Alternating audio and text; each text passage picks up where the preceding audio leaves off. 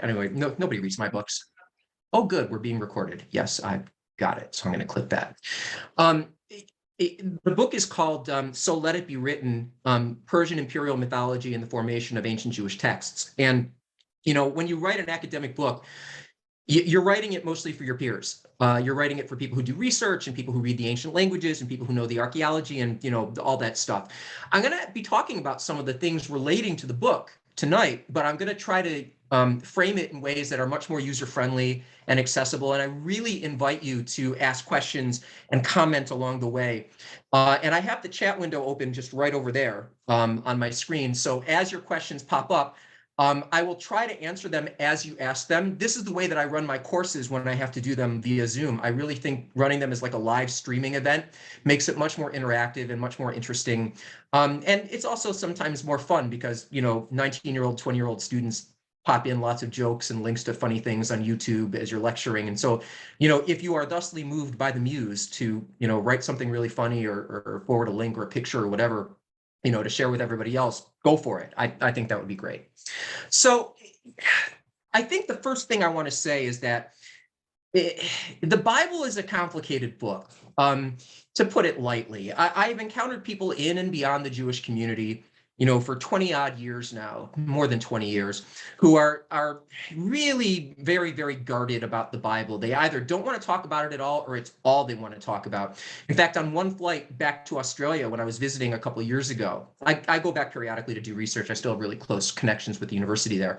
I was sitting next to a couple from Texas on a 14-hour flight, and they saw that I was typing on my computer, and they saw that I was writing in Hebrew, and they leaned over and they're like, "Is that Hebrew?" And I was so stupid. I should have said no, it's Aramaic, and then they would have left me alone. But I said yes, it's Hebrew. And then for the next 14 hours on the flight, this couple from Texas, all they wanted to do was talk about the Bible with me because they figured as a Jew, I know all the secrets. And I didn't know all the secrets. And I told them that I don't know all the secrets, that we're just trying to find stuff out, and knowing the ancient languages is important. But it is interesting how people take the Bible and biblical texts on the level of truth and fact interchangeably. And it's not like that at all. I mean, truth is very subjective, and truth is something that a group or an individual might forge or draw from a biblical text, but facts are very different. And the fact of the matter is that most of the stuff that we have in the Bible reflects centuries upon centuries upon centuries of transmission, debate, lots of politics. It's mostly mythological. That doesn't mean it's dislodged from historical fact or historical reality. And it doesn't mean we can't use it to say something historical, but it largely means that if you're looking for a, journalistic integrity or, like a, some kind of, textbook on what happened in the past, it's not going to give that to you. So you have to mine the text really carefully. You kind of have to do an archaeology of the text. There's all kinds of methods that you have to bring to it. So I'm going to be doing some of that in our discussion tonight. And I think maybe to begin the discussion, I want to put a name out for you. And this name is a name that we all know and we all love, and our own Moshe Margolin is his namesake, and that's of course the name of Moses, the great founder of Israelite religion, the Moshe Rabbeinu in the Jewish tradition, or Musa in the Islamic tradition, and there's an awful lot about Moses in the Bible, but there's not a lot that we can call historical about Moses in the Bible. Many scholars in my field actually think there wasn't actually a Moses at all. I disagree with them, and I think the majority of scholars in my field would disagree with them as well, that there was a historical Moses, but we're really limited in terms of what we can say about him. So we have to mind the text carefully if we want to say anything historical about Moses, and then the rest of the stuff is sort of like the history of the reception of Moses's memory. The making of a patron saint, you might say. The same way that people build up, John Lennon or Elvis or James Joyce or Robin Hood, or King Arthur. These people who are, the first names that I mentioned obviously are very firmly fixed figures in history, but the latter names that I mentioned are, the further back you go in history, the harder it is to talk about them.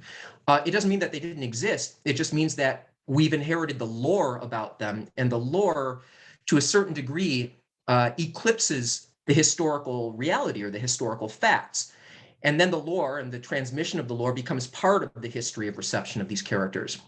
And so I wanted to talk tonight about the figures of Ezra and Nehemiah. And these are not names that oftentimes get discussed, regularly in Judaism. Ezra does, but not as much as like a Moses or a David or the prophet Jeremiah. Some of you know that I've done a lot of work on the history of prophecy, and Jeremiah is my favorite prophetic book. I've written more about the book of Jeremiah than almost anything else, and it just doesn't go away. It's so interesting to me, but it also tells me a lot about how the memory of a historical figure can be amplified. And the reason that I wanted to talk about Ezra and Nehemiah is because Ezra and Nehemiah live in an era that we call the Persian period. And when we think about the vast expanse of Jewish history, especially in the ancient period, we largely think about, the patriarchal period, which is largely a literary sort of concept of ancient roots and origins. We think about the monarchic period, which is more firmly grounded in history, but even that has a lot of political spin when we read the sources about the kings of ancient Israel. And then, of course, there's the Babylonian exile, which is one of the defining moments in Jewish identity. I was just telling my students, my undergrad students at Temple, that there are certain sort of root events that communities use to form the basis of their identity. And for Jews, the exodus from Egypt, whatever it was, and of course, there's a lot of debate about that. We can even talk about that if you like. The Babylonian exile, this moment where our ancient ancestors were separated from their ancestral land, or at least dislocated from their ancestral estates within the land. Not everybody was exiled, but everybody was displaced. In later history, obviously, something like the Holocaust becomes a root event for Jews. It's impossible to think of contemporary Jewish identity without factoring the Holocaust into it. So, when we think about the ancient period, all of these events are really quite formative. And for a long time, scholars really thought, and I think, in Jewish tradition, we sort of accepted this as well, by and large, that once the Babylonian exile ended, and the Persians came to power, everything was kind of hunky-dory, and the Jews were allowed to go back to their homeland and rebuild and, celebrate their religion. And the Persian emperors and the Persian people were like real cool to the Jews, and everything was just fine until those nasty Greeks showed up. And we know that that's really not the case. But what we do know is that the Persian period turns out to be really quite formative for what would become Judaism. Judaism is not Israelite religion. Judaism emerges out of Israelite religion, but Israelite religion and Judaism have a lot of significant differences, and a lot of those differences are sort of refracted through the Persian period. It's this great sort of what I would call a liminal era, where the pre-exilic and exilic eras kind of amalgamate different ideas together, and those ideas are reforged and reformulated during the Persian period. So much so that, when you get to a much later era, like the Maccabean revolt and the Hasmonean family comes to power, the religion that they are reinstituting as authentic or ancient Jewish religion is largely a religion strongly informed by Jewish interaction with Persian imperialism. They're not reinstituting ancient Israelite religion. They're reinstituting an early Judaism or an earlier form of Judaism, or at least they're claiming to reinstitute an earlier form of Judaism that was refracted through interaction with Persia. So when we think about the Persian period, the two names of Jewish leaders that stand out the most are Ezra and Nehemiah, so much so that we actually have a biblical book named after them, the book of Ezra and Nehemiah. Some scholars think that this was once two separate books. I think that what we have are many different traditions that were redacted together into a single book. And in fact, I'm going to share my screen now. And I put together, a groovy little PowerPoint that I'm going to go to periodically throughout this talk that will, try to put things into perspective. And so, you can see I tried to make it all pretty and everything, and I'm not sure. There we go. Look at that. The gorgeous orange. Orange has fast become my favorite color. It used to be purple. It's orange these days, although they complement each other nicely. Anyway, the book of Ezra and Nehemiah is an ancient book that reflects on Jewish life in the Persian period. I'm going to move this out of the way. I don't know if you can see that or not. Maybe let's just get rid of it. There we go. So it really only has a couple scenes. Scene one is the return from exile, which is the latter part of the 6th century BCE. Scene two is Ezra's mission, which is sort of right in the middle of the book. And scene three is the administration of Nehemiah. So the book itself, if you look down here at the bottom where I'm hovering the mouse, the book is redacted towards the end of the Persian period. It's redacted around 350 BCE. So very shortly before the rise of Alexander the Great over the entire Near East and all the way out to the extent of the Persian Empire in the East as well. So that really changed things, obviously, for Jewish concepts of the world. But for a very long time, this was the Jewish world. This idea, this map right here, conveys the sort of world of ideas that would have revolved around Jewish consciousness. So if we look right here, you can see that Jewish life would have been focused right here, right in ancient, where it says Palestine, right here, more or less where the modern state of Israel currently resides, and all the way down to maybe northern Egypt as well. And there would have been a strong Jewish community here in Mesopotamia too.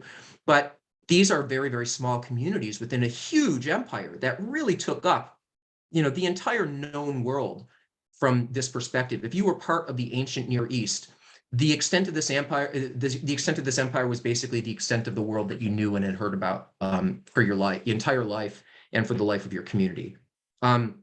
They had a sense that there was a world beyond the reaches of this empire, but most people who were part of the ancient Near East just didn't know anything about the world that isn't colored green here. So the Persian Empire, you can see at the bottom it says the Achaemenid Empire, because it was the Achaemenid family that came to power in the late 6th century and forged this empire. This was it. I mean, this was the entire world. And if you were a Jew, it was impossible to escape this world. It was impossible to sort of avoid the implications of Persian imperialism. Imperialism is a really powerful thing. I'm going to stop the screen share. One of the things I talk about with my students in my religion and film class, which is actually my favorite class to teach. I'm a huge movie buff. Like if you name a year, I'll tell you what film won the Academy Award that year. Any year, just type it into the chat. I swear I'll pop right back out, and you can check to see if I'm right just by Googling it. In my religion and film class, I often talk about the idea of the 1963 Tom Jones. So Suzanne just messaged that to me, but Suzanne, I think you have it set on private, so nobody else saw that. Yes, 1963 was Tom Jones, although 1962 was Lawrence of Arabia, which I think is a far superior picture. Anyway, I'm talking to my students about the idea of American imperialism, cultural imperialism.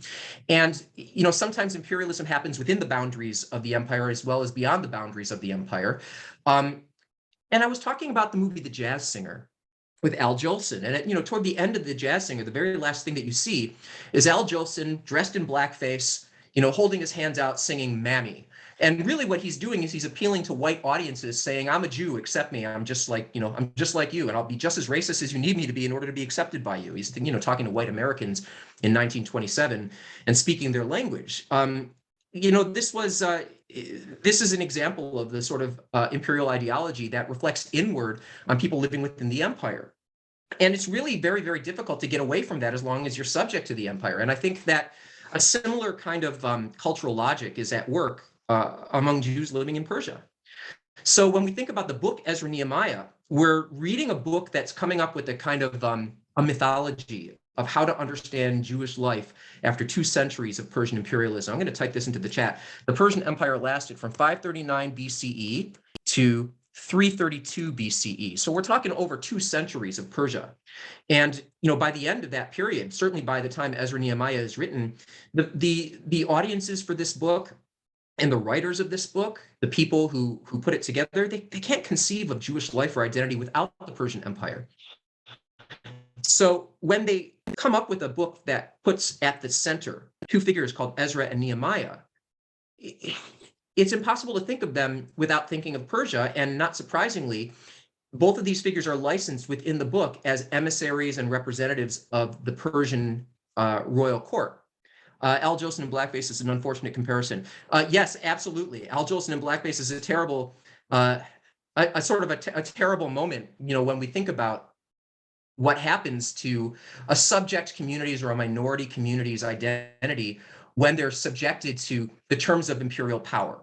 And there's kind of no way around it. When you're a very, very tiny minority, as a mechanism of survival, I think that cultures adapt to whichever way the wind blows most of the time. Either that or they become so insular that they absolutely refuse it. But even that is itself some kind of a cultural response that can't avoid the forces of the empire surrounding it. So, there's if it was a different kind of lecture, I'd speak a lot more about the early days of Hollywood and concepts of Jewishness in the face of, early 20th century American concepts of whiteness. There's a lot to unearth there, but that's a different kind of conversation. So going back to the book of Ezra and Nehemiah, we have these two historical figures. And the question is, as the lecture title plainly states, how real were they? If this book is written long after Ezra and Nehemiah would have lived, are Ezra and Nehemiah just imaginary figures? And almost all scholars would say no to Nehemiah. And there are a couple of reasons why that's the case. Oddly enough, Nehemiah doesn't get the press in later Judaism that Ezra gets. I mean, Ezra is the one that we're going to see in some rabbinic texts later on, is remembered as being a kind of second Moses. He's remembered as the great lawgiver. He's the great teacher of Torah. He is the founder of an institution, or remembered as the founder of an institution called the Great Assembly, which is a sort of forerunner to the rabbis in rabbinic literature. So there's a lot of press about Ezra. There's not as much about Nehemiah in later Judaism, but for Persian period Jews, Nehemiah was a very big deal. So I'm going to share the screen again, and I'm going to show you a couple things that really speak to the historicity of Nehemiah. And most scholars really think that between the two, we can say much more historically about Nehemiah than we can about Ezra. And I'm going to explain why that is. So the first thing that I want you to take a look at is just in this slide right here. Scene 3 of the book, the last part of the book, is Nehemiah's administration. There's a reason why the book builds to Nehemiah's administration. And that is probably because Nehemiah was the dominant figure in the shaping of the book. Much of the stuff that we have about the return from exile and much of the stuff that we have about Ezra's mission draws from sources, but even though some scholars think that Ezra had a hand in the writing of those sources, most scholars at this point don't think that's the case, and there's all kinds of reasons for that. We can go into it another time. But Nehemiah himself seems to have actually been directly involved in the creation of a big chunk of what we find in his book. So the first thing I want to do is draw attention to Nehemiah's title. So when we read the book of Nehemiah, we encounter an episode in Nehemiah chapter 8, where Ezra is reading the Torah into a group of people that have gathered just outside the temple courtyard in Jerusalem. And it tells us that Nehemiah, the governor, was there, and he's called Nehemiah HaTirshata. And most scholars think that this means His Excellency, because the word tirsht in Old Persian means to tremble. So the idea is that Nehemiah makes people tremble, therefore Nehemiah is His Excellency. I tremble before you, O Excellency. And it speaks to the idea of Nehemiah as a representative of the Persian court, somebody who you should be afraid of, somebody who you should fear, somebody who you should almost kind of ritually fear. The same way that one kneels or bows before a king or a queen, in Jewish tradition, Nehemiah is commanding some kind of authority like that. So his title is His Excellency, but there is a bit of a problem with that. And a colleague of mine named Liz Freed, who's done a lot of work on Ezra and Nehemiah, actually made a very, very good point that the word tirsht in Old Persian almost never relates to somebody causing people to tremble. Rather, tirsht relates to somebody trembling. So instead of Nehemiah as His Excellency, it might be better to identify him as Nehemiah the trembler. Well, what would he be trembling about? And this is where the sociology of ancient Judaism is really significant. If we look at Ezra chapter 9, which of course is part of this matrix of material in Ezra and Nehemiah, we read a story that Ezra is in Jerusalem, working on behalf of the Persian Empire and sort of restructuring Jewish life. And a group of people come up to him and say, hey, Ezra, there's a lot of intermarriage going on and it's no good and you got to do something about that. And so we read, it says, then were assembled unto me everyone that trembled at the words of God. So a group of people who called themselves the tremblers, the Haredim, come up to Ezra and express their religious and political opinions. So when we see that Nehemiah is called HaTirshata, and that means the trembler, it may very well be that Nehemiah was part of this group, or Nehemiah aligned with this group, this sort of early Jewish sect that understood itself as somehow more holy or more committed to God than other Jews who had returned from exile in and around Jerusalem. And when we read the book of Nehemiah, or the part of Ezra Nehemiah that features Nehemiah's own writings, we encounter the writings of somebody who is very keen on separating Jerusalem from the rest of the Persian province of Yehud, which is the Jewish province of the former kingdom of Judah. So Nehemiah, in terms of his writing and his contribution to the book of Ezra Nehemiah, really does seem to be aligned with this proto-sectarian group. One thing that we learn about when we read the section of Ezra Nehemiah dealing with Nehemiah is that he is really keen on building a wall around Jerusalem. I think I just mentioned that he tries to siphon Jerusalem off from the rest of the province of Yehud, where other Jews are living. He really wants to make Jerusalem something unique and special, something that is at a higher degree of holiness or commitment to Israel's God. And what we have here is a sort of artist's rendition of what Nehemiah's wall would have looked like. We read about it in Nehemiah chapter 3. There's a very detailed text of all the people who contributed to the rebuilding of the wall. Now, I have to pause for a second and note that we actually don't really have any evidence that there was a wall. When we do the archaeology of ancient Jerusalem, there's no evidence for a wall. But that doesn't mean it wasn't there. Sometimes archaeology is really helpful in terms of figuring out, what the biblical text is talking about. We can unearth things from the ground that put things into perspective. But not everything is always going to be attested archaeologically.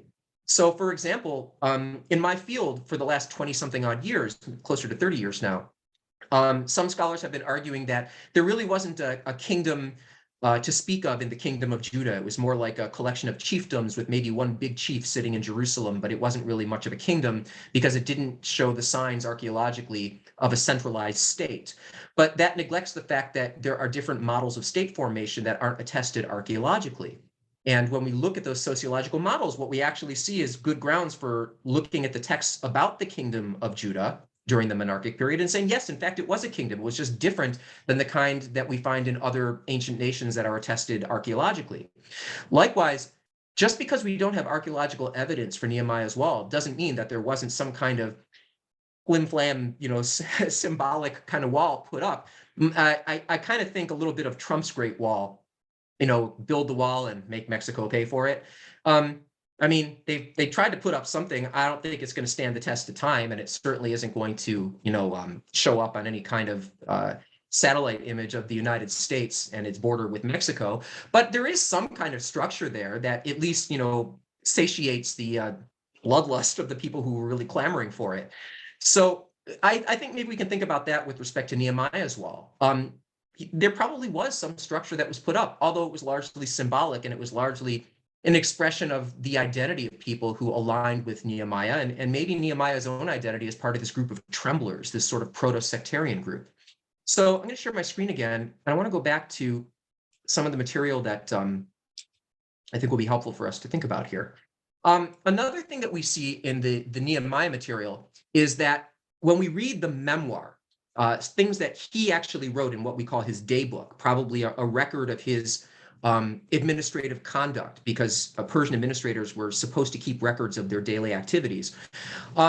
We see that Nehemiah identifies certain enemies. And I took this cartoon bit right here from, I found a church website, a church for kids kind of thing. And they made, really poorly drawn cartoons of like all the people who were working on Nehemiah's wall, and then the nasty people in the front who are looking and giving the side eye to the building of this wall. By the way, do you notice how ripped the ancient Jews are?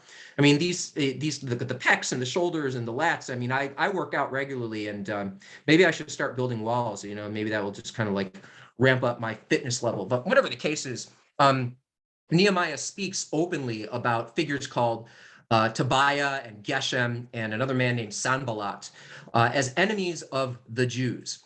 At least one of them, Tobiah, has a Hebrew name, Tuviahu.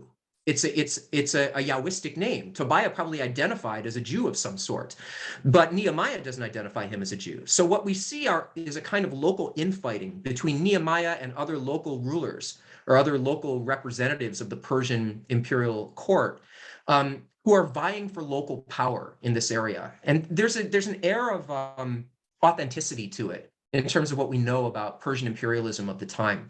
So, by and large, I think we can speak we can speak pretty confidently about Nehemiah as a kind of proto-sectarian, and I took a cover of my colleague's book. Dalit Ranshiloni wrote this phenomenal book a couple years ago about identity conflicts in early Judaism. And what we see, and what she saw and what she argued in the book, is that early Judaism in the Persian period sees a tremendous amount of fragmentation within early Jewish groups. Everybody's arguing with and at each other. There's no sort of kumbaya Judaism at this time, despite the kind of mythology that we like to weave about the Persian period. A lot of this ideology can actually be traced to the exilic period, and you can see down here. Where's my mouse? It's not showing up for whatever reason. You can see down right here that Ezekiel's oracles, and Ezekiel was a prophet during the exile, starts to get the ball rolling on this kind of inner sectarianism. Ezekiel tells his own audience not to accept other Jews who have endured Babylonian exile. We're different from those other Jews. We're better than those other Jews. So we get the sense that there's a sectarian impulse already pretty early on in ancient Judaism. And Nehemiah seems to be leveraging his authority as a Persian diplomat, as a Persian administrator, to advocate for his religious ideology, which shouldn't surprise any of us, given the state of affairs that we're seeing even right now in American politics. I live in Pennsylvania, and Doug Mastriano just ran for governor, as I'm sure many of you know. Mastriano wears his religious identity on his sleeve. I mean, he is a Christian nationalist, and he wants this country to be a Christian nation, and he wanted Pennsylvania to be a Christian commonwealth, which doesn't work out very well for me because I am decidedly, Jewish, as I think a lot of us in this conversation are, and there's no place for us in a space like that. Imagine somebody in ancient Judaism doing the same kind of thing and then identifying other Jews as unfit for inclusion. That seems to be what Nehemiah is doing. So most scholars look at the book of Ezra, Nehemiah, and say, Nehemiah, historical. The stuff that we read from him, the contributions that he made to the book, slanted, biased, agenda-driven, kind of nasty, and he's not very interested in making friends. Hey, that's okay. Politics is a dirty business, and he was a successful politician. But certainly historical. The real question is, can we say the same thing about Ezra? In fact, what can we say about Ezra? Can we say anything about him? I'm going to type the name of a scholar into the chat. The scholar's name is Leuchter Gravy. Leuchter is a senior scholar in my field. He's written a lot about Second Temple Judaism. He's not Jewish, but he's a very accomplished historian. He put forward the argument that Nehemiah was real, but Ezra was not. In fact, Ezra is sort of a figment of the imagination of people who followed in Nehemiah's footsteps. And they cooked up this figure called Ezra to maybe make it seem as though there was some precedent and Nehemiah was following in that precedent. But according to Leuchter, Ezra wasn't really a historical figure. I think that's going too far. In fact, most scholars in my field really disagree with Leuchter. And even though we are usually kind of reticent to say too much historically about Ezra, we don't want to just say, well, he was just a figment of some later writer's imagination, because that's really too dismissive. One of the figment of the imagination or a composite, that's a really good question, Neil. I think he's actually a composite. So here's what I think with respect to figures like David and Moses and Ezra, sometimes certain prophets like Isaiah and Jeremiah. I think we're talking about historical people that left such an impression that different circles within consequent society preserve different ideas about them. So when we read stories about Moses, the Moses that we encounter in the book of Leviticus is a very different Moses than the one we encounter in the book of Deuteronomy. Deuteronomy represents one scribal group's understanding of Moses, and Leviticus represents a different scribal group's understanding of Moses, a very priestly scribal group's understanding of Moses. So I think this is a very good example of the composite model that you're talking about. Moses is a composite of different traditions about a historical figure, from distant memory. I think we can say the same thing about Ezra. And within the book of Ezra, what we seem to have, or within the book of Ezra Nehemiah, what we seem to have are different memories of a much earlier figure who must have left a tremendous impression upon early Jewish society to be remembered in different ways and with such strong rhetoric in conveying those memories. There's no sort of, Mickey Mousing when it comes to Ezra. I mean, people have very strong feelings about him in the book of Ezra Nehemiah. We're going to take a look at some of those texts and try to come to a better understanding of why we have conflicting ideas about Ezra and why that matters, why we should care about it. So before I do, I just want to take a moment and ask, are there any other questions or concerns or comments or reactions that anybody has to some of the things that I've already talked about? Because I like to take a pause here and sometimes just get a sense of how this is landing before I just move on. So somebody writes, why do I feel it's important to define whether someone was historical, a compound, or a mythological figure? Well, I think it's important because, well, for a couple of reasons. One, we're living at a time where critical thinking has just kind of gone out the window. And I think that advocating for critical thinking, especially when we're looking at religious texts, in an era where people are saying replace the Constitution with the Bible, is probably a good idea just for like civil society. Um, I encounter so many people, certainly on social media. I'm almost kind of glad that Twitter's tanking because there's a lot of awful people out on Twitter. I'm going to miss all the people that I like out there, if it does tank. But anyway, we're living at a time where a lot of people will actually tout that we have to have a biblical worldview. All right, let's say we adopt a biblical worldview. What this means is if you go to Egypt and you think people are attracted to your wife, pimp her out and say that she's your sister. Um, if you don't like a population, have an angel come and slaughter their infant firstborn. If you have a mouthy teenager, you will surely kill him with stones. If somebody is sexually assaulted and it's a woman, her response to this traumatic event doesn't matter. The only thing that matters is your honor as a member of a patriarchal family. The biblical worldview is pretty brutal sometimes and not consistent with the worldview that governs our interaction. So I think that coming to terms with the relationship between history, myth, rhetoric, agenda, and how these kind of all flirt with each other is a really important way to still value the biblical sources, but value them for what they are, and maybe the role that they should have in determining how we relate to them in a pluralistic democratic society. So I mean, there are other reasons as well, but I think that's probably the most important. Another question is, why does Safaria say that they were originally one text, but Safaria presents as two texts? Do you mean the book of Ezra and Nehemiah? I'm not sure if that's what you're asking, but if that is what you're asking, yeah, okay. So Safaria is a great source for text, but maybe not a great source for commentary. Um, I sort of feel about Safaria the way I feel about Chabad.org.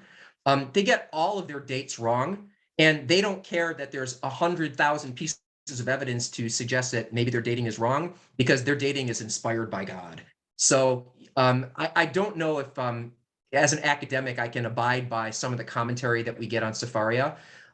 Because it's mostly interested in reinforcing Jewish identity, not necessarily in reckoning with historical fact in reinforcing Jewish identity, which I think is valuable. Besides, I'm not necessarily sure it's worth a lot of the effort to get into it with the editors of Safaria because I just don't think they care what some professor at Temple University has to say about stuff. I wish they did, but I just don't have that much power. I wish I had a little bit more power, but I don't need any more than I already have. It's fine. So these are good questions that you're asking. And I want to bring them back to the figure of Ezra, because unlike Nehemiah, in later Jewish tradition, Ezra really does get a lot of press. I mean, so much so that the rabbis think of him as the founder of the rabbinic movement. There is actually a journal available online called Jewish Biblical Quarterly. It's not a good journal because it reinforces and is predicated upon Orthodox worldviews and not historical critical perspectives. I mean, it's a fine journal if you're looking for an Orthodox source of learning. It's not really a great journal if you're looking for something academic.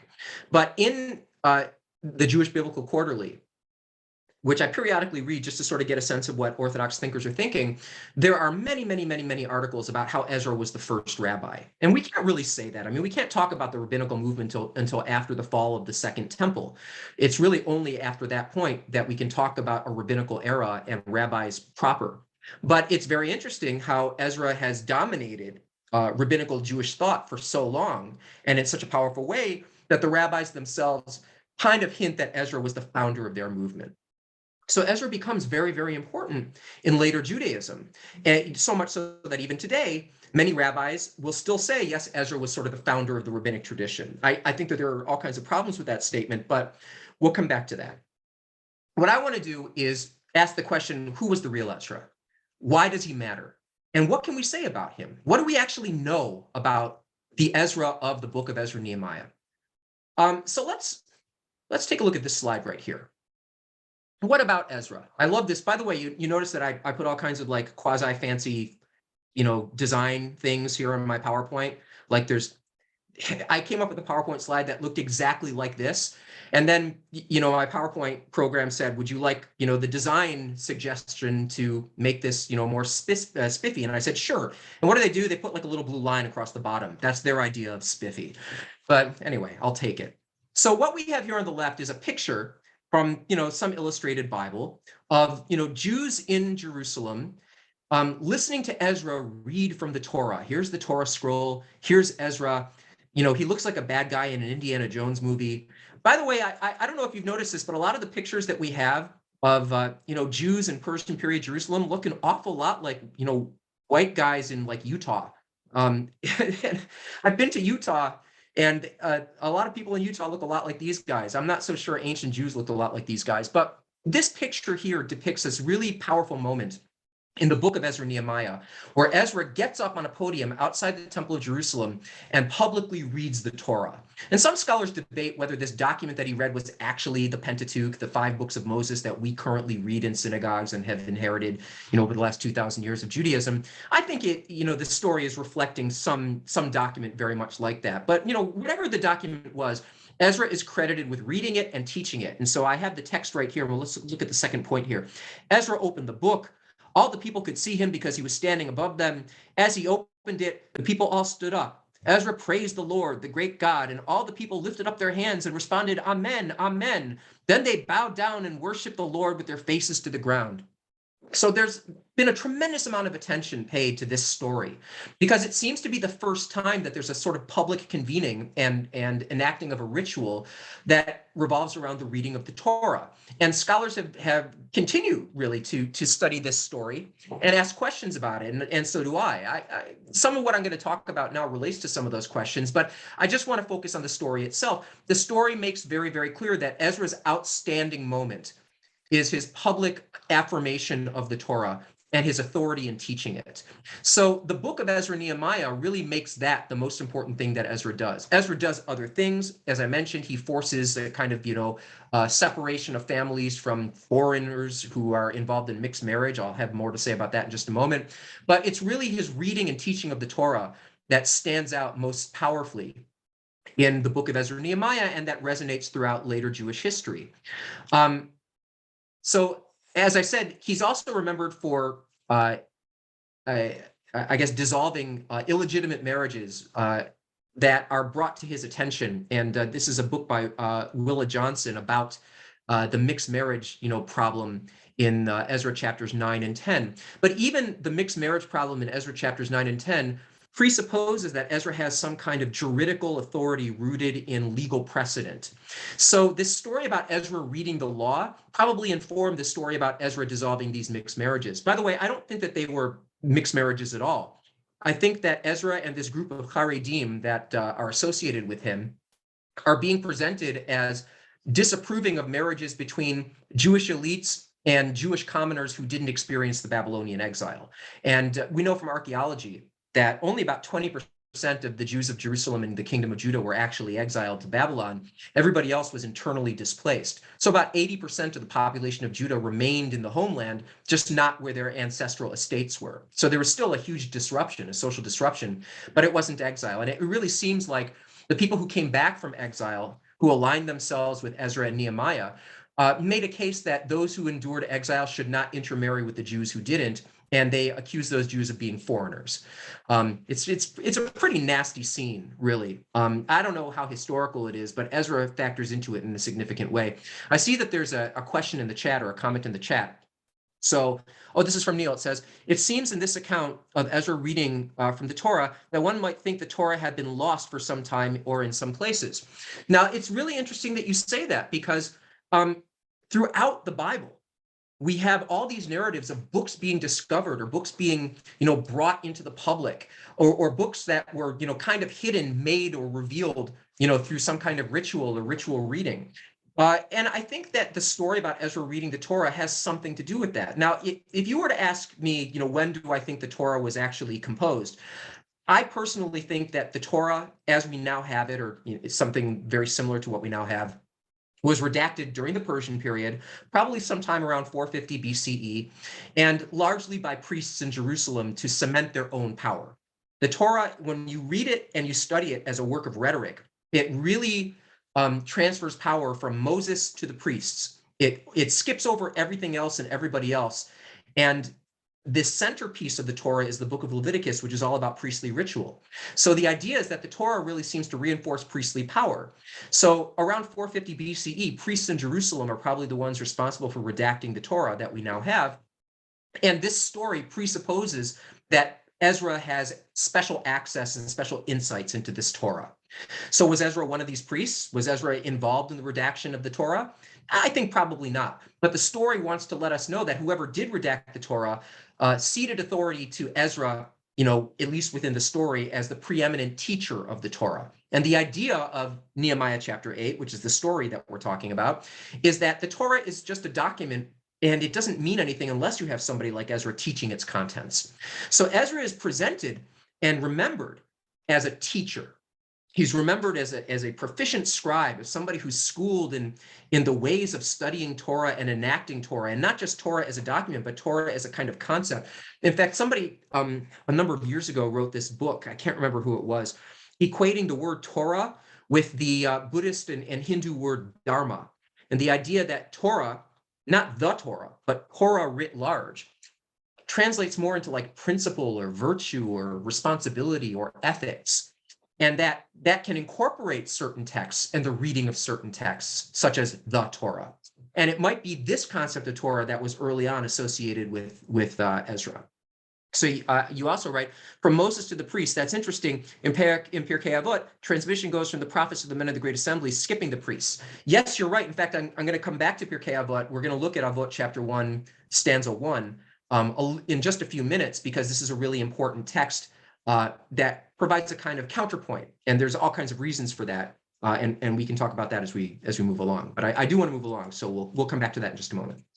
So we see that Ezra is remembered in the text as being some kind of incredible Torah teacher, somebody who's really deeply inspired to teach Torah. But what gives him that kind of authority? What gives him that kind of power?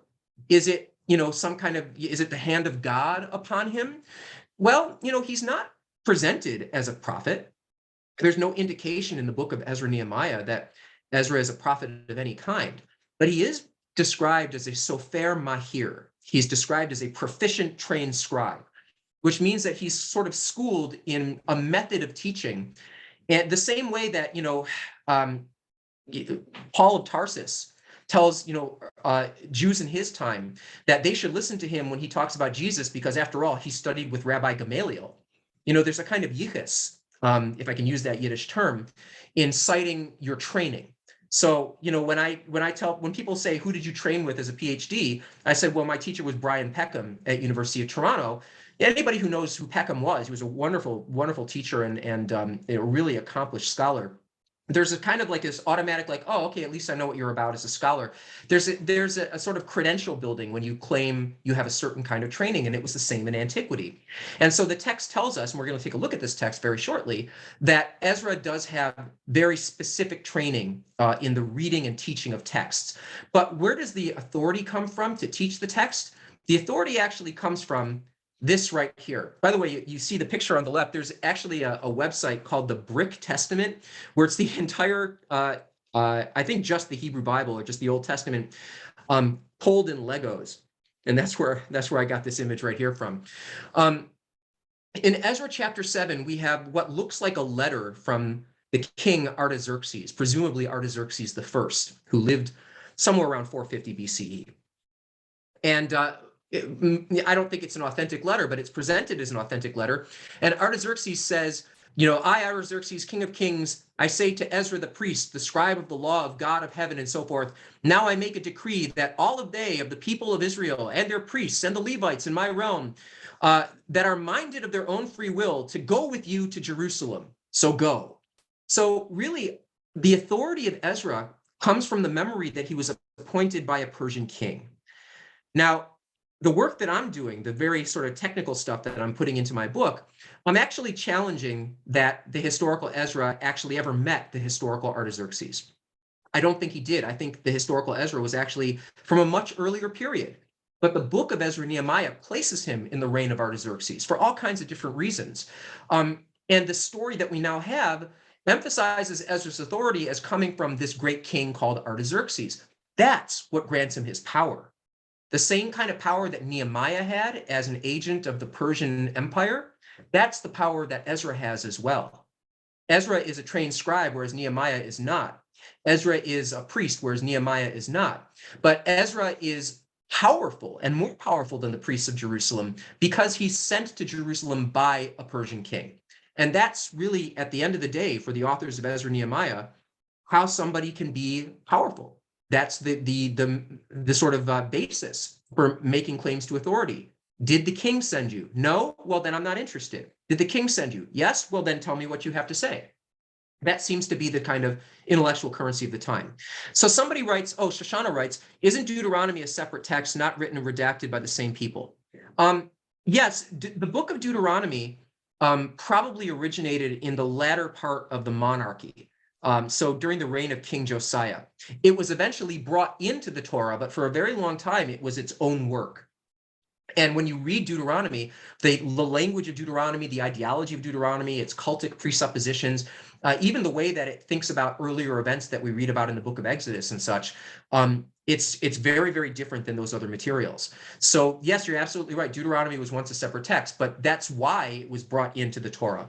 The priests in Jerusalem who redacted the Torah wanted to lay claim to Deuteronomy as well. And they did. And, it's still part of the Torah right now because they were very successful. So when we think about the historical Ezra, let's take just a brief account because I'm seeing that we're coming up to like the 8:30 mark. Let's see what we can say about him. One, we can say that he's remembered as a teacher. He's remembered as a scribe. He's remembered as a Persian authority. That's the important part here. He's remembered as somebody who can enact law and enforce it. And he can do that not because he's a priest and not because he's a scribe, but because he's a priestly scribe that the Persian king said had power. So once again, we get this sense that the Persian Empire is always kind of looming in the background, ready to enforce the will of people who represent the throne. And the book of Ezra and Nehemiah seems to take a great deal of comfort in that.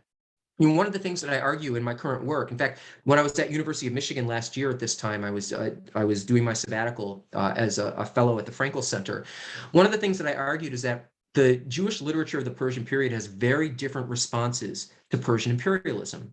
So you have, on the one hand, a book like Ezra and Nehemiah, written toward the end of the Persian period, that sort of, fully embraces Persian imperialism and uses it as the foundation for claims to authority. You have another book called the Book of Chronicles, which you can also find in the Hebrew Bible, that knows Persian imperialism. I don't think it rejects it, but it tries to find a different space away from it. It uses the conventions of Persian imperialism, but it removes Persia from the equation somehow, and it projects those conventions back onto a much earlier pre-Persian period in the way that it talks about it. There's even another work of Jewish literature called the Book of Enoch, First Enoch, which didn't make it into the Bible, but it was an ancient work, that really sort of came together sometime in the Greek period. But it has sources that are from the Persian period.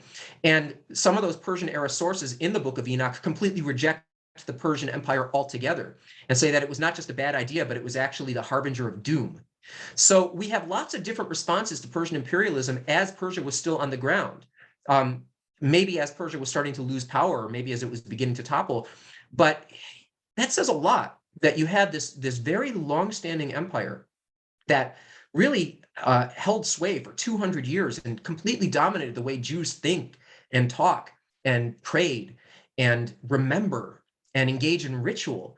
And despite all of that, you still have all these different voices that completely disagree on how to understand the role that Jewish life is supposed to play within this Persian matrix. So when we read about Ezra in the book of Ezra and Nehemiah, we are reading about a historical person, but we're reading about him as remembered through I think the prism, or refracted through the prism, of writers who are desperate to try to crop up the value of Persian imperialism. So this brings me to the last little bit of what I actually want to say about the historical Ezra.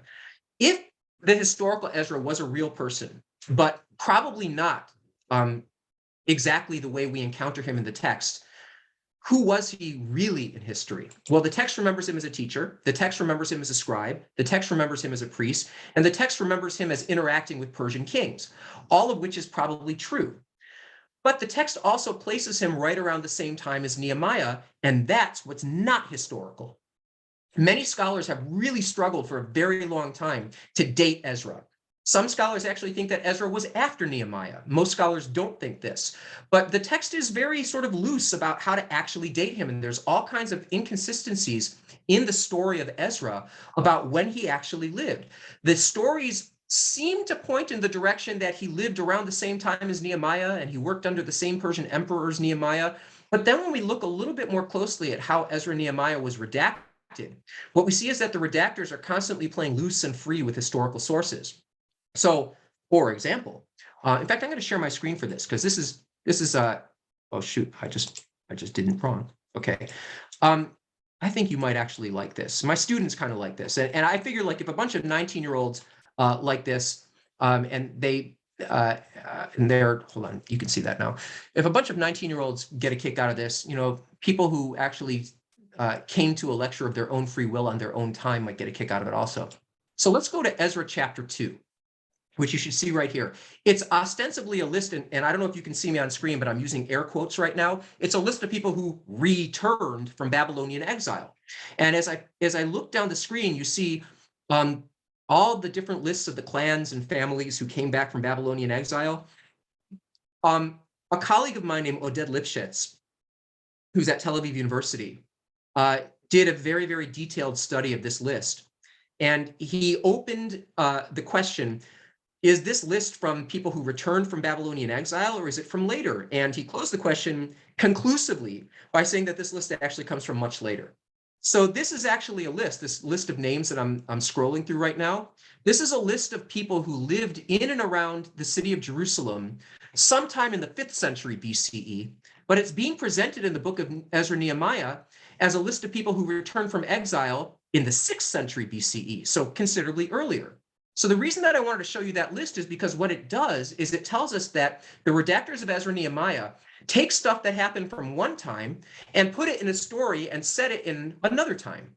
It would be like somebody telling the story of George Washington fighting the American Revolution, and then after the final battle, he's saying the Star-Spangled Banner. I mean, that didn't happen, right? The Star-Spangled Banner was written much later than George Washington's time. But if you're telling a story and you want to make one source resonate with that story, you might dislodge it from its historical setting and put it in a literary setting. And I think that that's actually what's been done with not just this list that I just showed you from Ezra chapter 2, but that's what's actually done with the memory of Ezra himself. So I'm going to show you one more thing that I think is going to be important. And this is, now you're not going to have to go out and buy my book because I'm just going to share with you what I'm arguing in the book. So let's go to Ezra chapter 7, which you can see right here. And we're just going to take a look at these verses right here, the opening verses of Ezra chapter 7. And it tells us that now after these things in the reign of Artaxerxes, the king of Persia, and then it goes on to give us all this. Now, there are all kinds of reasons why the first part of verse 1, I think, is what we call a redactional gloss. In other words, it wasn't part of the original source that we find in the rest of the highlighted text. It was added onto that source as the source was worked into a larger literary macro structure. So the source itself tells us that a guy named Ezra, the son of Sariah, the son of Azariah, the son of Hilkiah, the son of Shallum, the son of Zadok, the son of Akitub, the son of Amariah, the son of Azariah, the son of Meraiot, the son of Zerahiah, the son of Buki, the son of Uzi, the son of Buki, the son of Abishua, the son of Phinehas, the son of Eleazar, the son of Aaron, the chief priest, son of a bitch. This Ezra went up from Babylon, and he was already scribe in the law of Moses, which Yahweh, the God of Israel, had given him, and the king granted him all of his requests. So this source, this opening redactional gloss notwithstanding, is a much earlier source that I think talks about a much earlier time. And when we read just the highlighted stuff that I'm highlighting right now, and we cut out this first part, which is a redactional gloss, this source does not paint the picture of a well-established Persian Empire. This source paints the picture of somebody working in the very beginning of the Persian Empire. And what it does is it talks about priesthood, and it talks about Torah, and it talks about Moses, and it presents a kind of like image of somebody rising up and having a second exodus by returning from Babylon back to Jerusalem. So what I want to suggest to you is that the historical Ezra was actually one of the earliest people at the very beginning of the Persian period to try to refound and reconnect to earlier Judaism, right as the Persian period was starting. And he made such an impression that later authors took that early source and plopped it down into a story that took place at a later time in order to create a mythological tableau about that later time. There's something about the reign of Artaxerxes that really matters to the editors of Ezra and Nehemiah. And if the reign of Artaxerxes really matters, and you can't forget about this much earlier figure named Ezra, then it makes much more sense, really, when we think about it, that the redactors of different sources who are arranging them for ideological purposes would take a source about this early Ezra and put it into this important period for them. So what we have is a retelling of history that draws from historical memory, that draws from historical sources, but uses them to create an alternative version of history that is supposed to lay the foundations for Jewish identity. So, to answer the question, can we talk historically about Ezra and Nehemiah? Were they real people? I would say absolutely they were real people. But we really have to mind the text much more carefully to get a sense of what kind of real people they were. To get a sense of how that resonates in later history, I just want to show you a couple of rabbinic texts right here. In the Mishnah, we have texts about the people who carried out the red heifer ceremony. Moses was the first and Ezra was the second, and then lots of other people, including rabbis. So, Ezra gets factored into these foundational ideas for the rabbis. Here's another rabbinic text about Ezra, that the temple was consecrated because Ezra did not arrive at that time, for had Ezra arrived, Satan would have filled accusations against the Jews, arguing blah, blah, blah. So we're talking mostly about mythology here. We're talking about Agadah. We're talking about, sort of theological speculation. But it does tell us that Ezra was considered more righteous than the high priest of the time. So here we have a much later rabbinic text that is still using Ezra as a mythological trope to talk about righteousness. We have another text here that tells us that Ezra was responsible for reinstituting the Torah.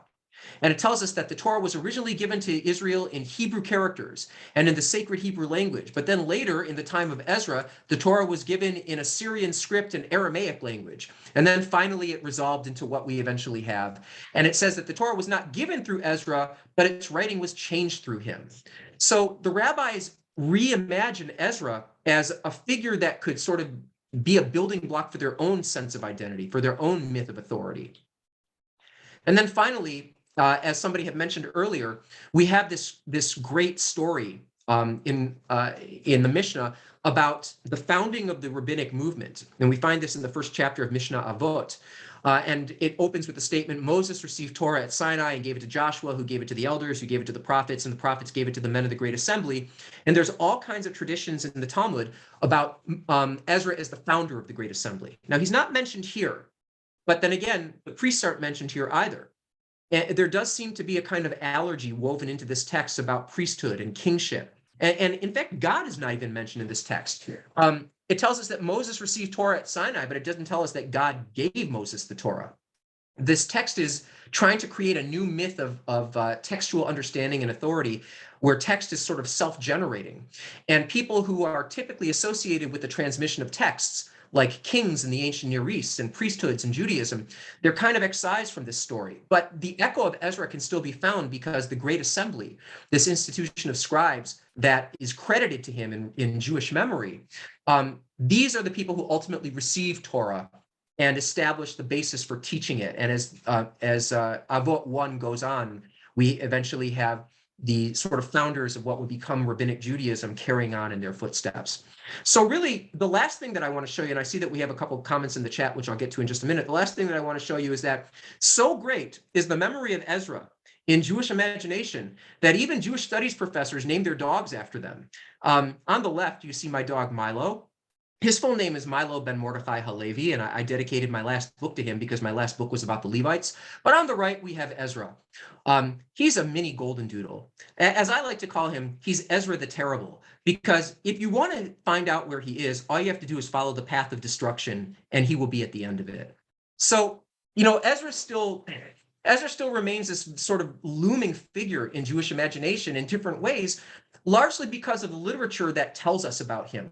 But the literature that tells us about him is already playing with the memory of a real figure from a much earlier time and trying to make that memory meaningful. And memory and history are always kind of flirting with each other. They're never exactly the same thing, but you can't really completely separate them from each other either. So I think I'll end that here, and I see that we have a couple more questions, so I'll answer those, and then we can open up the floor for maybe some additional comments or questions along the way. So Debbie asks, how did the story of Nehemiah 8, 1-10 become the model for the Torah service we conduct today? I don't think it actually is. I think that, in fact, there was a really great article that was published in the Journal of Biblical Literature, I think about 10 years ago, maybe not quite 10 years ago, about Nehemiah chapter 8. What Nehemiah chapter 8 is actually doing is it's talking about the reading of Torah, and it's using the Torah as part of what looks like a story of a ritual. But this ritual is really an affirmation of Persian ritual. So the article made the case that when we do a literary breakdown of Nehemiah chapter 8, what we actually see is that the chapter is following note for note certain Persian rituals that emulated the king, that emulated the royal court in Susa or in Persepolis. And so what we have is a kind of Jewish version of the emulation of Persian imperialism, but they put the Torah at the center of it, as if to say that Jewish identity is now hybridized, and you can't understand Torah or Jewishness or identity or even Jewish ritual outside of a Persian context. I think later rabbis look to that story and look to the teaching of Torah and see in that story maybe some kind of precedent that they can use to build their own authority, because of course the rabbis didn't really come to power immediately after the Second Temple ended. The rabbis only came to power over the course of centuries after the Second Temple ended. And they had a lot of time to sort of establish a kind of a paper trail, or to make it look like there was a paper trail, at least from the biblical period to their own. Joe asks, would placing Ezra as Nehemiah's contemporary instead of predating him give him more legitimacy as an actual historical personage? I don't know. And I'm hesitant to say that it would, because I think the ancient authors are not interested in creating in the story of Ezra and Nehemiah, a clear text that talks about a clear time. If you're writing a book around 350 BCE, you're writing a book at a time when other people are writing other books that are taking figures from the past and casting them in mythological ways. So, for example, we have a collection of prophecy in the Hebrew Bible called the Book of the 12. It's a collection of small prophetic books that were apparently written onto one scroll. And so like the book of Amos and the book of Micah and the book of Hosea, these smaller prophetic books that were only, 5 or 10 chapters on their own were written onto a single scroll. But when you write them onto a single scroll, you're also putting these prophetic books in conversation with each other. And the sequence of the book of the 12 is not a historical sequence. It's an ahistorical sequence. It's more interested in symbolic dialogue than it is in talking about this prophet came first and this prophet came second. So if you're living at a time when people are playing with history and memory that way, then it seems to be the convention. It seems to be the way that people wrote and the reason why people wrote. It was less about writing things that would make sense to minds like ours, and more about writing things that would make sense to people who viewed myth very differently than we tend to view myth in casual conversation. Some scholars, of course, would argue that Ezra and Nehemiah were contemporaries, and that Nehemiah was sort of doing the nuts and bolts kind of stuff, and Ezra was doing the sort of priestly sacred kind of stuff, and the same way that Moses was a kind of sacred leader, and Joshua was his executor. So there is a way of thinking about it that way too. And that might have something to do with the presentation of Ezra and Nehemiah in the book. But again, I really think that the book of Ezra and Nehemiah, once we start viewing it more as a myth of Jewish identity in the Persian period, as maybe a way of affirming that Persia is good, Persia is strong, Persia will stay. See, even Ezra and Nehemiah, empowered by Persia. I think the book of Ezra and Nehemiah really speaks to a kind of desperation on the part of the writers, who are not sure that the Persian Empire is going to hold. So what do? They bury themselves deeper within it, and they really associate Jewish identity fully and completely with Persian imperialism, so much so that they retell the story of the actual Ezra and the actual Nehemiah in a way that perhaps resonated better to later audiences living through this more desperate time. So I think that's just about all I have to say about it. Actually, I have a lot more to say about it, but I don't want to bother you with that because there's television to be watched, folks. I mean, those Law and Order SVU episodes are not going to watch themselves. So I want to thank you for your time and your attention. I'll take one more comment or question. So Neil writes, in exile, it's, hold on a second. And Debbie asked a question also. I'll get to Debbie's question in just a second. Neil writes, in exile, it's rarely safe for Jews to openly criticize the dominant culture. If the redaction of Ezra took place after the Persian Empire, might the redactors be criticizing the behavior of, for example, the Romans by pointing to the things that the Persians did differently to implicitly criticize the Romans, or in relation to the bad behavior of the Persians as a way of criticizing the bad behavior of the Romans? I see what you're saying. The problem is this. There are a couple pieces of evidence that suggest that Ezra Nehemiah could not have really been written much after the Persian Empire. When you do an analysis of a lot of the texts that I've talked about today, when you do a real careful linguistic analysis, Persian imperial mythology is number one on the checklist of governing ideologies of the book of Ezra Nehemiah. There's actually an inscription called the Behistun inscription, which you can still find in Iran. I mean, don't go there now. Iran is not a safe place. But, if things somehow get better in our lifetime and we're able to go to Iran, check out the Behistun inscription. And this inscription lays the foundation myth for the Persian Empire. And it talks about how the founder of the Persian Empire, or, one of the founders of the Persian Empire, secured the empire by fighting against cosmic demons who were trying to undermine it. When you read Ezra Nehemiah in conversation with the Behistun inscription, it's very clear that the entire sequence of Ezra Nehemiah is following the pattern of the Behistun inscription. The only reason that a scribe would do that, or that a collection of redactors would do that, is if the Persian Empire was still around. If the Persian Empire had fallen, they would not have used the Behistun inscription as a governing sort of organizing principle. They would have found some kind of other mythology, maybe a Greek mythology that was current at the time if it was from a later period. On top of which, there's later literature that we can identify from the Hellenistic period that knows Ezra Nehemiah and that uses and reinterprets Ezra Nehemiah. So Ezra Nehemiah has to be older. Now, if there was an argument to the contrary, if none of that existed, you could say, yeah, maybe Ezra Nehemiah is a coded way of criticizing the Romans.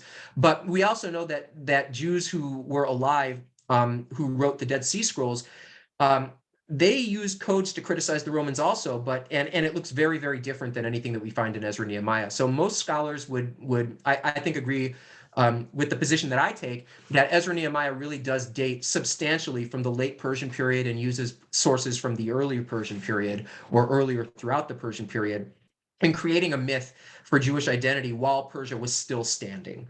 But it was making a myth for Jewish identity toward the tail end of Persia standing as an empire.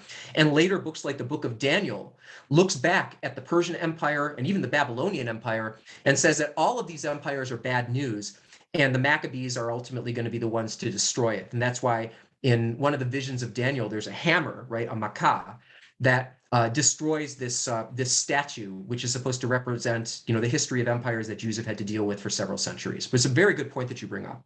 And if we were talking about the Book of Daniel, we'd have much more to say about that. So Debbie asks, was it radical that Ezra reads the law to the people and provided translators or interpreters so that all the men and women could understand? Knowledge is power, so that the people knew the laws and not only the priests. As a matter of fact, it is radical. It's one of the reasons why I think that the redactors of Ezra Nehemiah are dealing with different sources from different circles. And at least one of those circles seemed to try to carve out space for special authority beyond the priesthood. When Ezra reads the Torah, he's not reading it in the temple. In fact, the text actually tells us in Nehemiah 8 that Ezra, the priest, goes to get the Torah, but Ezra, the scribe, is the one who reads it, and he reads it outside of the temple. So there's this idea that law is, in fact, for a specific audience that's aligned with Ezra and should not just rest in the hands of the priests. So, this has led to a lot of debate within my field, as you can imagine. But in my view and in the view of a lot of other scholars, Nehemiah chapter 8, the story that talks about Ezra reading the Torah, does seem to sort of take a step away from the priesthood as the ultimate authorities and the arbiters of Torah literature and say, nah, there are other more qualified people who have more important things to say than you priests who, are somehow not doing your jobs right. So what we have is a perfect example of the later joke, and maybe I'll just close with this.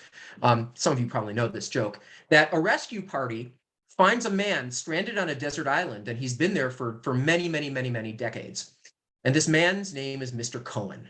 And when they find Mr. Cohen, they find that Mr. Cohen, even though he's the only person on the island, has somehow built 2 synagogues. And the rescue party says, we don't understand. Why did you build 2 synagogues? And Mr. Cohen points to one of the synagogues and says, you could never pay me enough money to go to services at that place. So the idea of the joke is that a Jew will always find a reason to criticize or denigrate another way of being Jewish. And we see that within Ezra and Nehemiah. We see that in many places within Ezra and Nehemiah in the stories associated with both of these figures. So the idea that when you find 2 Jews, you'll get 3 opinions, that seems to be a historical truism, all throughout Jewish history. So anyway, that's all I got. Thank you so much for your time and attention. And I think we have about 10 minutes left. So why don't we just open the floor up? And if anybody has something they'd like to say, I'm very happy to hear it. So thank you. Yes.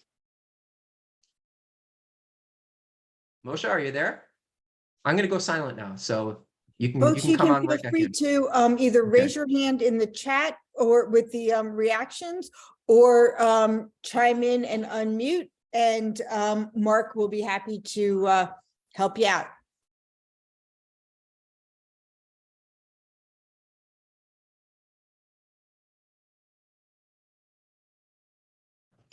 Okay, I can see everybody now in the gallery view. It doesn't look like anybody's raising their hand, so that's fine with me. It's almost 9 o'clock. We're all kind of tired. But I hope that I kept you entertained at least for a little bit. I got all kinds of jokes, folks. I should actually write a book on Jewish humor because there's a lot of it in the Bible. There are all kinds of jokes in the Bible, and sometimes they're not funny, but there's a tremendous amount of humor there to be mined, and I think that's what I'd like to do next. Debbie, it looks like you have a comment or a question. Well, I still want to know. I mean, I've been teaching that a lot of our Torah service is based on that story of Ezra and Nehemiah, and the whole idea of the Metargamim and the explanations and putting it into the language that people could understand, and the whole Baruch Hu thing. So anything else that you can say about still how it got from there to here? I'm really curious. I'm curious too. This is what's so fascinating about the story. I think you're absolutely right that later thinkers in the rabbinic period are looking to that story and taking inspiration. But I don't know why that story and not other stories or other instances or other episodes involving the reading of Torah. It doesn't talk about, all kinds of literature that we have about priests standing up and reading Torah in the temple, some of which evidence for which we actually find in the Mishnah. So, texts that are later than the Mishnah are still going back to that story in Ezra and Nehemiah, instead of, mining the sources for the Mishnah for why the reading of Torah should be conducted in a particular way. So I don't really know. I think that, that's a whole other topic worthy of exploration. And I'd have to do a lot more work to come back to you with an answer for that. But I don't think you're wrong. I do think that later rabbis are looking to that story for inspiration. I think if I was going to take a guess, it would relate to a paper that I wrote a number of years ago, which I still haven't published, but I think I really got to get on that. Sorry, this pandemic has kind of derailed me a little bit. By the way, I never got hit by the pandemic, so I'm still healthy, thank goodness. But I know a lot of people who were really derailed by it. And it's going to be a while before everybody gets their full steam back. But I wrote this paper a number of years ago where I suggested that the rabbis, right after the Second Temple was destroyed, still had hope that the temple would be rebuilt. But after the Bar Kokhba rebellion failed, they gave up that hope. And the traditions that we have about Ezra from before the Bar Kokhba revolt seem to place him within the temple as though it was still something that could be rebuilt. The traditions that we have from the rabbis after the Bar Kokhba revolt seem to distance themselves from that concept. And when they think about the temple, it's no longer a place for ritual that can be reenacted. It's a place for the teaching of Torah and the study of Torah. And you don't need a temple for that. You just need teachers.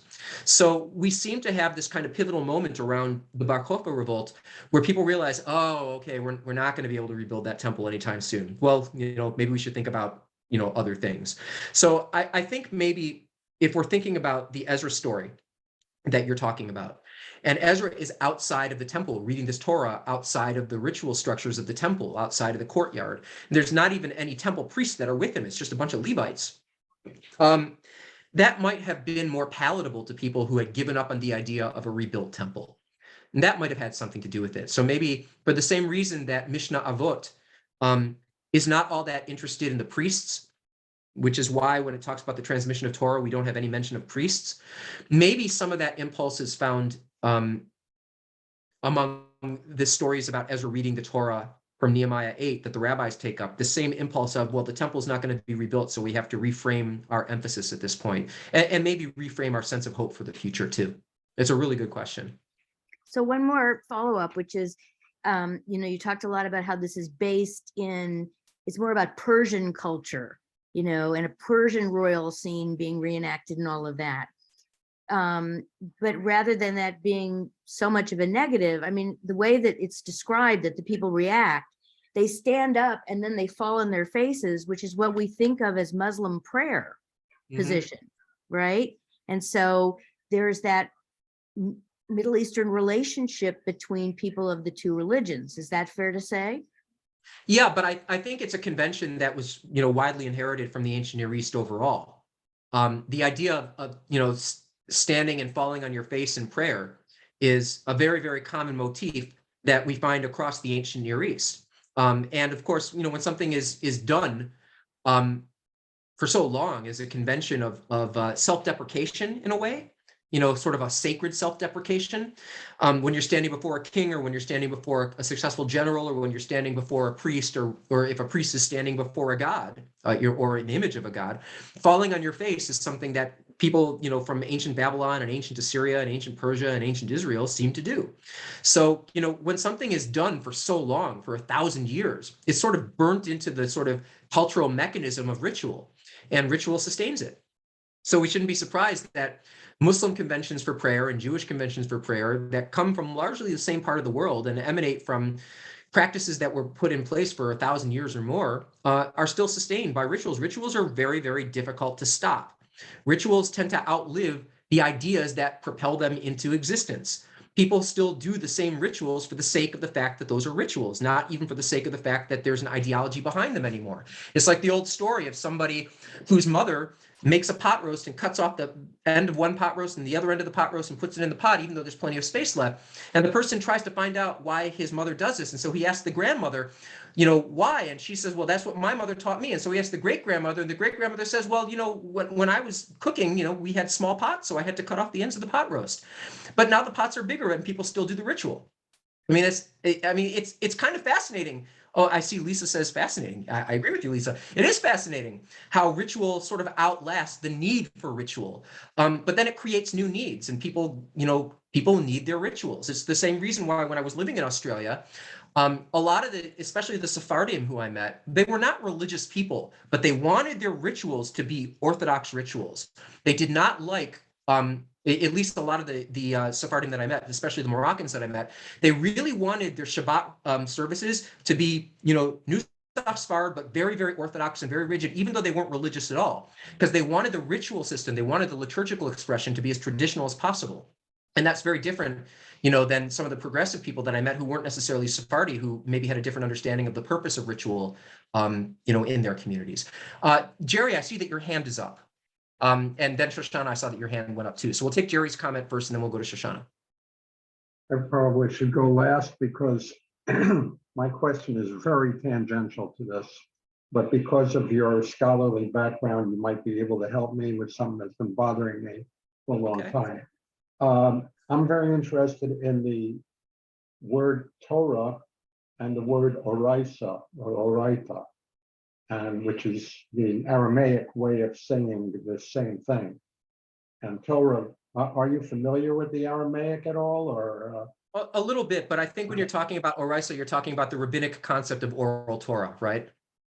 I think Oraisa or Oraita, it just means Torah, basically, Yeah. if I'm not Yeah. mistaken.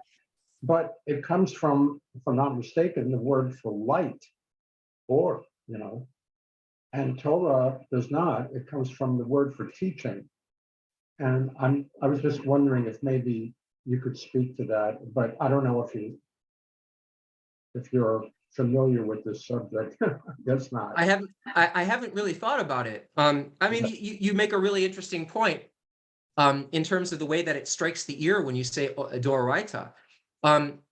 But I haven't studied the later iterations of Aramaic and the way that it was deployed in rabbinic literature. This is one of the problems really with scholarship. You come in contact with a lot of this stuff throughout your travels in a scholarly world, but you always have to wind up sort of committing to a very narrow area if you want to actually write something that matters to that area. And so, like like everybody in my field, I have to find like a little corner and really dig into it. And I know that there are other corners and there are other things going on, but I don't know enough about those other corners to say anything more, than something passing about it. So I mean, it's a really good question that you asked, but you're also talking about linguistic conventions that long sort of post-date my area of expertise.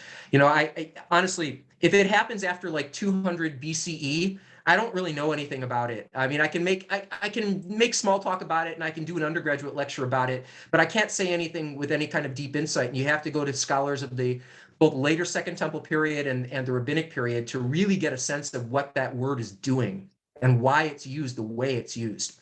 Well, I can venture a guess, but anybody can venture a guess, and I don't have any special insights into it, unfortunately. I'm sorry.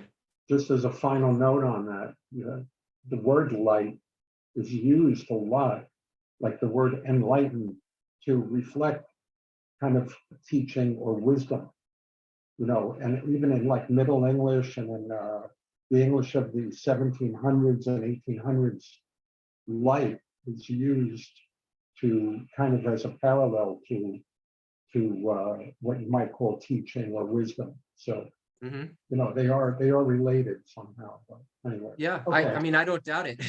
Maybe it has just something to do with the fact that if you're writing in a scriptorium, and it's night, you got to have light in order to see the text that you're writing or the text that you're reading. So maybe there was always an association with that. And enlightenment being, a metaphor for just going and studying and learning. So, I mean, this is something that we could dig into a little bit more, but beyond what I've just said, I have nothing that wouldn't amount to just guessing. And I'm fine with guessing, but I can't say that it carries much weight beyond just an interesting casual conversation. But it's a good point that you bring up, and it's worth looking into further. But you'll have to find somebody smarter than me to talk about that.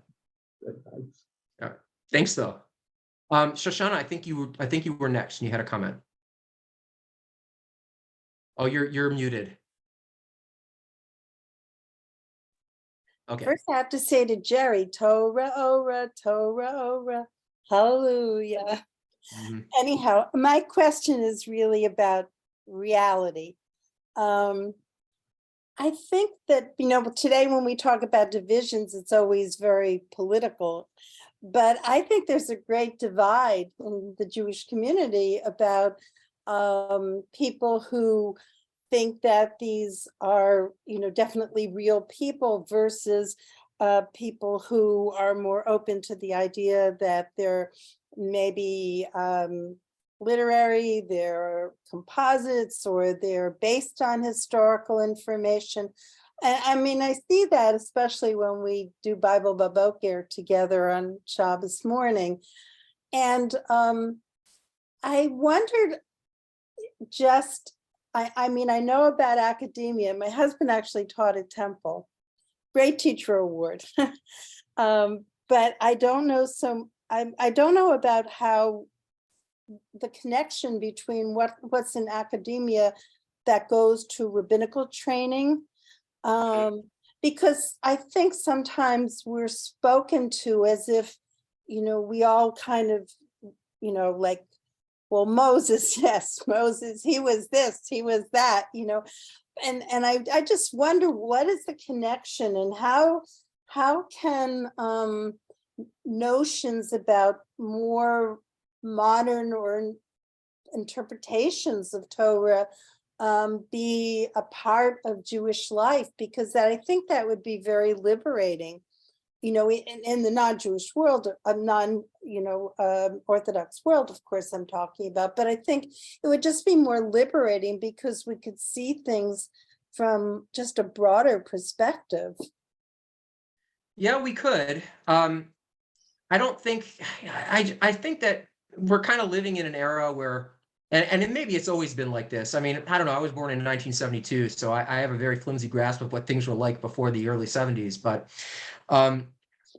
I think we've been living in a culture for the better part of the last century where we just have this very strong divide between Jews who see the academic approach to scripture as religiously valuable or as culturally valuable, and Jews who see it as an abomination. And I cannot tell you the number of times I've given a lecture and somebody has stood up and said that, it's a Chilul Hashem what you're saying. I can't reach somebody like that. I mean, I've developed certain responses to people like that. I like to quote lines from movies. So my favorite line to quote is from the movie Stripes, where there's a character as they're all introducing themselves in the movie Stripes, and they're in an army barracks, and there's this guy who says, my name is Francis, but I don't like my name. I want you to call me Psycho, and if any of you guys call me Francis, I'll kill you. And and the sergeant goes, "Oh, lighten up, Francis." And so that's what I say to people when they tell me things are a Chilul Hashem. I just say, "Lighten up, Francis." And they have no idea what I'm talking about, but we'll never reach those people. And I think that we got big fish to fry in terms of like Jewish safety and security and placement in this country. We are living in a country where approximately 50% of the country are card-carrying, racist and very pro-Nazi. I mean, like happily pro-Nazi. And we're living in a Jewish world where at least a significant chunk of the Orthodox Jewish world likes that and is happy to just completely forget about the fact that these people actually are real Nazis. This is a far more important thing than forging, Jewish unity by getting them to see the value in studying Ezra and Nehemiah from a historical critical perspective. And so I don't know if we'll ever reach them because they're just not, they're not going to listen to me. You're assuming that I'm talking about the Orthodox world, but I'm not talking about the Orthodox world. I'm talking about our world, the non-Orthodox world.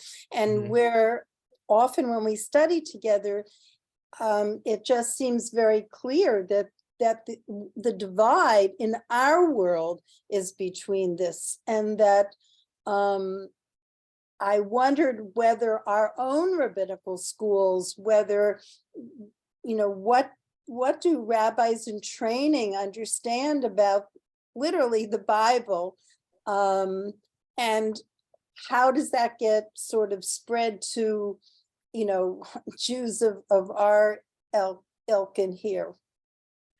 I don't know. That's beyond my experience really, because I don't deal with rabbis all that much. And I don't know if I really am the kind of person who should deal with them or who should be able to even answer that question, because it's a question that carries a tremendous amount of significance in terms of eking out a sense of identity for those of us who value Jewish identity and value Jewish tradition, but also are engaged in contemporary civics. And I don't have an answer. It's something that I think we are not going to be able to answer, easily in a conversation like this, and maybe even after several conversations like this, because it constantly seems to change. I think that maybe the best we can do is just say that for those of us who are part of our different chevras and different groups of study, we have to determine or delineate what is valuable to us and to our communities. And for those people who don't share in that, maybe live and let live. And do the best that we can with that. And hopefully rabbis of future generations will be able to wrestle with these problems. Usually I think the answers reveal themselves slowly over time, and we don't really get a chance to see it until we've had some critical distance between the issues as we experience them and the issues as we later remember them. So we'll see what the future holds for us. I don't know, but it's an important issue, and I do think about that a lot, I have to say. I just don't know if I can ever really conceive of an answer from my very limited vantage point. Anyway, thank you for that and for all of these questions and for this conversation, which I enjoyed tremendously. And I'll turn things back over to Moshe now. So Moshe, please go ahead. Thank you so much.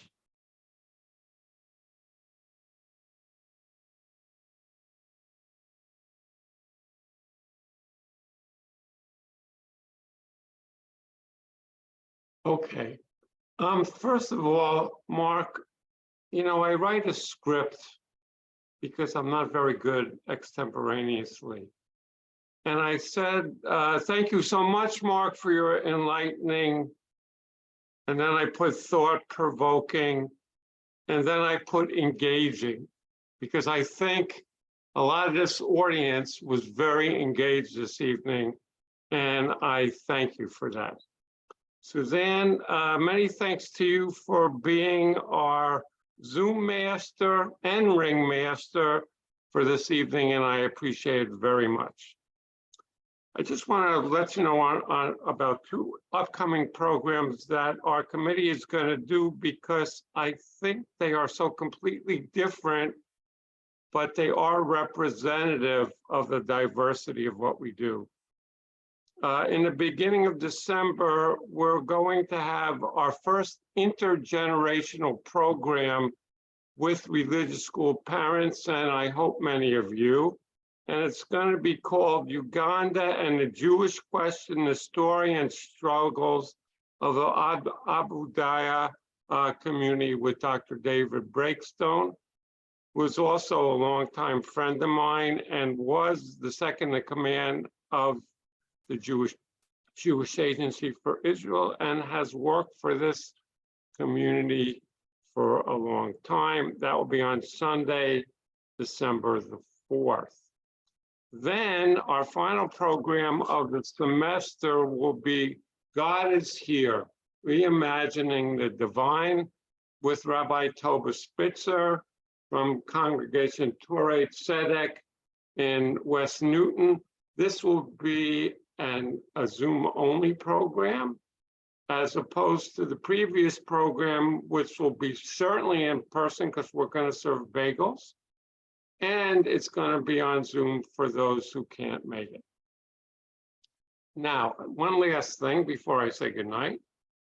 It is not too late to register for the in-person series, Great Debates of Jewish History.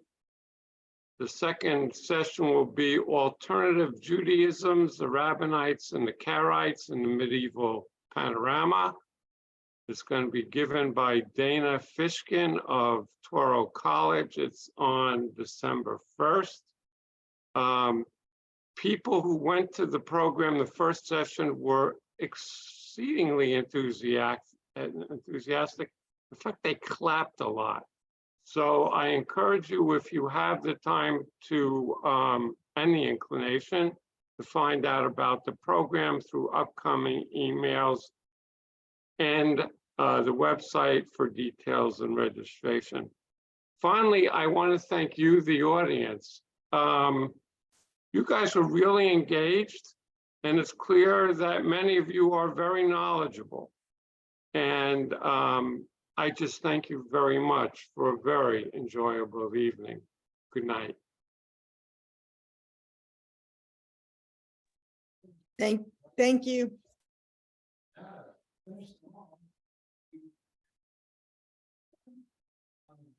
Thanks, Moshe. We'll talk to you soon. Yes, be well. You too, darling. Bye-bye.